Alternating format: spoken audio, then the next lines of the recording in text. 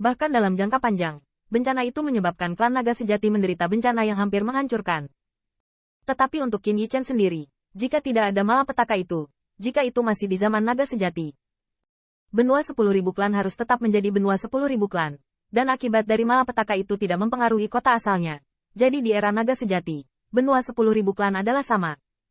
Paling-paling, hanya ras manusia adalah penguasa dari 10.000 benua ras, dan itu tidak akan terlalu sulit. Paling-paling, penguasa istana dari rumah Sengtian adalah pembangkit tenaga listrik alam dewa manusia. Dan dia sendiri lahir di istana surga suci di mana pemimpin klan hanyalah pembangkit tenaga listrik tingkat dewa. Dalam kehidupan ini, apakah dia benar-benar memiliki kesempatan untuk menjadi seorang jenderal yang mendominasi puluhan juta naga sejati? Apakah dia masih bisa mengenal Putra Baize? Akankah Putra Baize entah bagaimana berteman dengan umat manusia di antara miliaran bintang? Qin Yichen tidak dapat membayangkan, tetapi dia tahu bahwa, jika demikian, dia tidak akan memiliki kesempatan dan kualifikasi untuk hidup dan mati bersama Putra Baize. Setelah perlahan-lahan menyatukan pikirannya, Qin Yichen hanya ragu sekarang. Itu adalah kekuatan apa yang diperoleh dengan memahami jalan surga? Pencerahan jalan kekurangan surgawi memungkinkan Qin Yichen merasakan kekurangan musuh ketika dia memahami jalan kekurangan surgawi, yang dianggap sebagai peningkatan kekuatan. Tentu saja, dibandingkan dengan Tian Kutu, persepsinya sendiri tentang cara kerja Tianku, celahnya tidak sedikit. Hal yang sama berlaku untuk jalan surga saat ini. Qin Yichen merasa bahwa mungkin ada alasan mengapa dia tidak sepenuhnya mengerti. Tetapi saat ini, jalan surga memberinya perasaan bahwa itu seperti catatan dari hati ke hati. Chuan Xinlu adalah metode mental tak tertandingi yang hampir tidak dapat dihentikan bahkan setelah mengalami bencana. Tetapi hampir tidak ada peningkatan kekuatan. Cara surgawi yang dikejar Qin Yichen sekarang tampaknya sama. Dao surgawi bergerak dan ada di mana-mana. Tetapi selain hukuman Dao surgawi, Qin Yichen belum melihat manifestasi sebenarnya dari kekuatan Dao surgawi. Mungkinkah pengejaranku ke surga salah?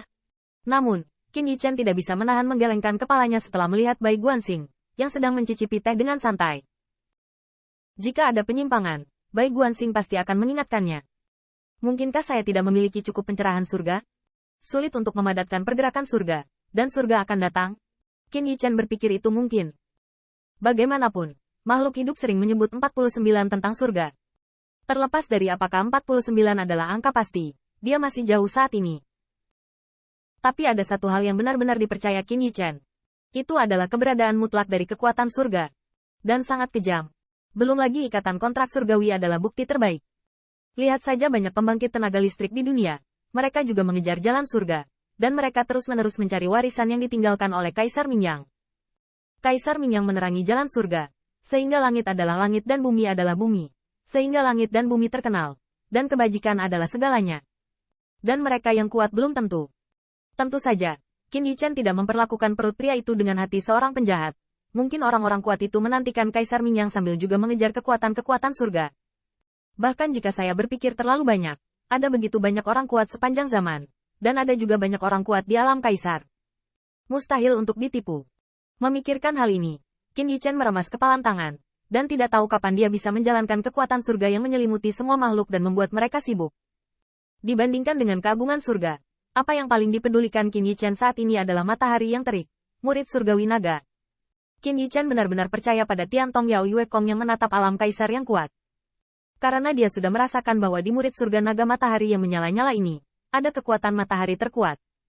Pupil langit tercengang, seperti matahari yang terik. Semua kebohongan tidak bisa lepas dari terik matahari.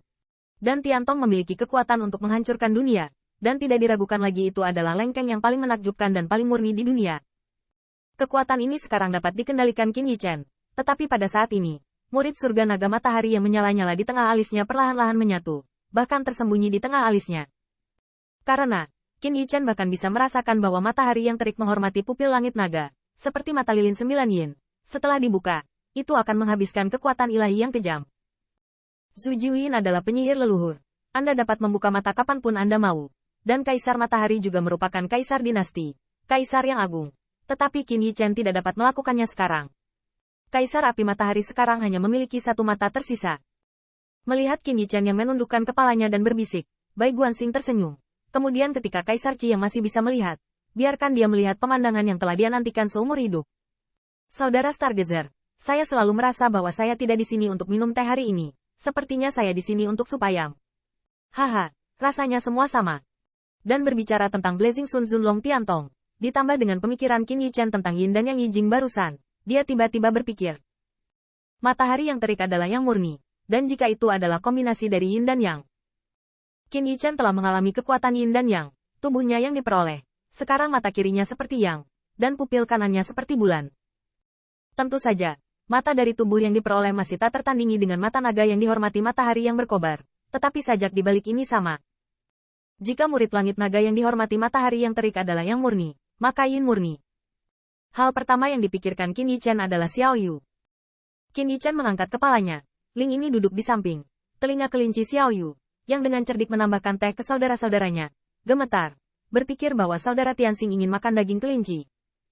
Untungnya, Qin Yichen perlahan menggelengkan kepalanya. Tidak, tidak, Xiao Yu harus melupakannya.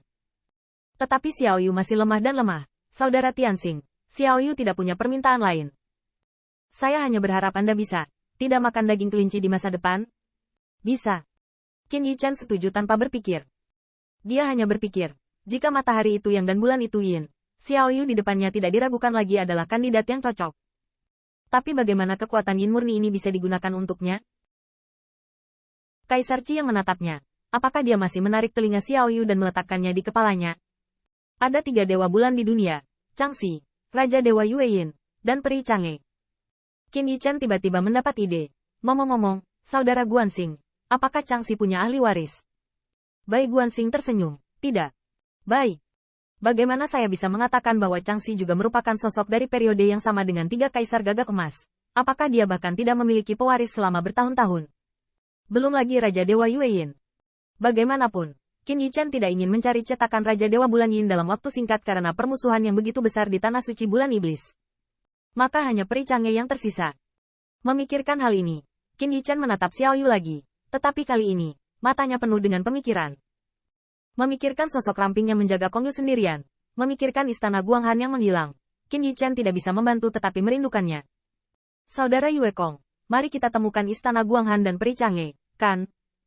Bai Guanxing meminum tehnya sekali teguk. Kamu pasti mencarinya, tapi tidak sekarang. Setelah meletakkan cangkir teh, Bai Guanxing mengangkat lengan bajunya, yang masih setengah kosong.